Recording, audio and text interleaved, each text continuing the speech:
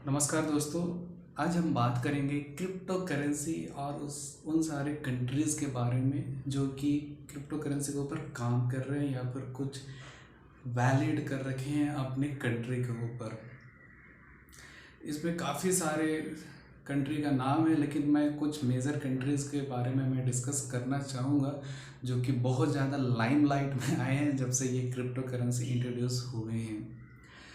जैसे कि crypto currency हर किसी का मनचाहा एक टॉपिक होना शुरू हो गया था बीते 10 सालों में या 7 सालों में, और तब से लेकर आज तक हमारे देश में जिस तरह से काफ़ी ज़्यादा लोग क्रिप्टो करेंसी की बात कर रही हैं, तो हमारे कुछ गवर्नमेंट ऑफिसल्स के ऊपर भी इस चीज़ का दबाव बनता जा रहा है कि यदि जैसे हमारे देश में मनी लॉन्ड्रिंग से रिलेटेड काफ़ी सारे काम भी होते थे, तो अब गवर्नमेंट को भी धीरे धीरे पता लगने लगा है कि यदि हम उसके ऊपर नहीं उतरते हैं, उसके ऊपर हम काम नहीं करते हैं, तो हम उसे रेगुलेट नहीं कर पाएंगे और इसकी वजह से हमारे देश को काफ़ी ज़्यादा नुकसान होगा।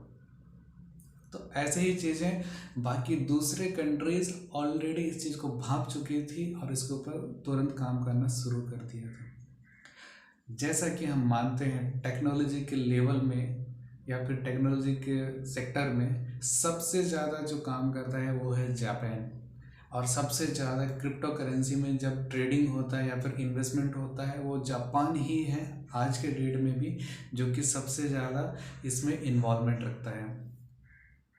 वहाँ पर क्रिप्टो करेंसी के लिए अलग से एक्सचेंजेस बनाए गए हैं जो कि वहाँ से आप ट्रेड कर सकते हैं, इन्वेस्ट कर सकते हैं या फिर कोई भी आप लेन देन कर सकते हैं क्रिप्टो करेंसी में।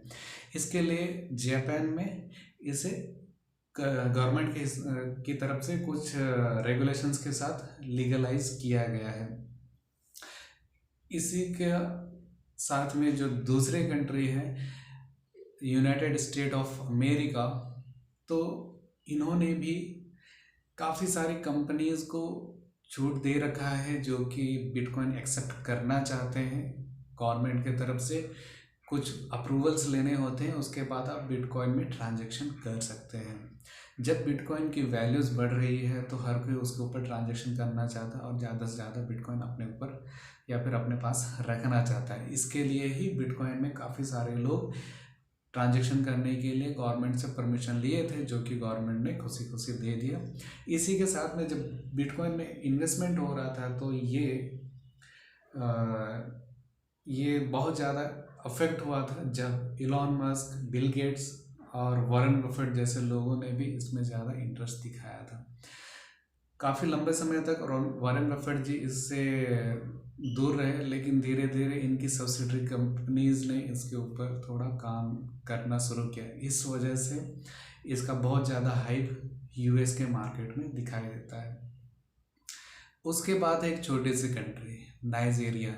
काफ़ी सारे लोगों को ऐसा लगता है कि छोटी कंपनी या छोटी कंट्री इन सारी चीज़ों से दूर रहती है, लेकिन सबसे ज़्यादा यदि इन दोनों कंट्री से यदि ज़्यादा है तो नाइजीरिया में इसका अफेक्ट देखने को मिलता है, जब वहाँ की जो मार्केट है और वहाँ की जो करेंसी है बहुत ज़्यादा अंडर वैल्यूड है या फिर बहुत ज़्यादा कम वैल्यूज़ की वहाँ पे करेंसी अवेलेबल है। यदि आप कहीं पे कोई भी शॉपिंग करने जाते हो तो उसके बदले में आपको काफ़ी सारी ज़्यादा करेंसीज देनी पड़ती है, और उस चीज़ को जब अपने पास कोई अमाउंट है या फिर कोई भी चीज़ है तो उसे आप ग्रो करना चाहते हो, तो ऐसी कुछ चीज़ों को अपने साथ में रखना पड़ता है। जैसे कि बिटकॉइन, इसके ऊपर बहुत सारे लोगों ने इन्वेस्टमेंट किया था शुरुआती दौर में ही, और काफ़ी सारे लोगों को इसका फ़ायदा भी हुआ। उसे देखते हुए अभी बिटकॉइन को कुछ हद तक वहाँ पे भी लीगलाइज किया गया है, जिसकी वजह से गवर्नमेंट को भी काफ़ी सारे पैसे जनरेट हो रहे हैं रेवेन्यू के तौर पर। इस वजह से नाइजीरिया भी अभी एक बहुत ज़्यादा हॉटस्पॉट की तरह बन चुका है।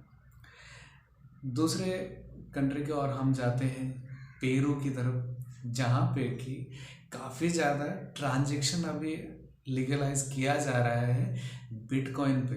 अभी दूसरे करेंसी के और हम नहीं जा रहे हैं, अभी बिटकॉइन सबसे बड़ा करेंसी है और इसी के ऊपर काफ़ी सारे कंट्रीज काम कर रहे हैं। इस वजह से हम मान के चल रहे हैं कि हाँ, बिटकॉइन ही एक ऐसी चीज़ है जिसके ऊपर काफ़ी सारे लोग थोड़ा विश्वास करने लगे हैं।